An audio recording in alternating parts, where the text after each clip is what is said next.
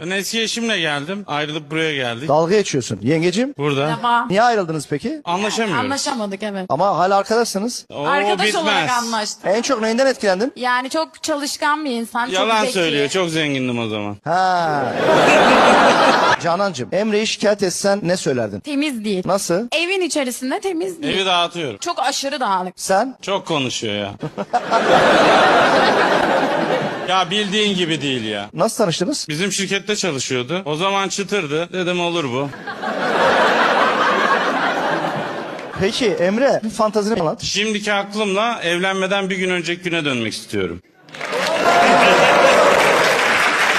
Evlenmez miydin? Ya sen ne diyorsun? Ya ben sabaha kadar 101 oynamak istiyorum. Gece aleme çıkmak istiyorum. Localarda eğlenmek istiyorum. Bana evlilik psikolojikman baskı yaptı. Ya Emre çok tatlısın. Emre'ye bir alkış.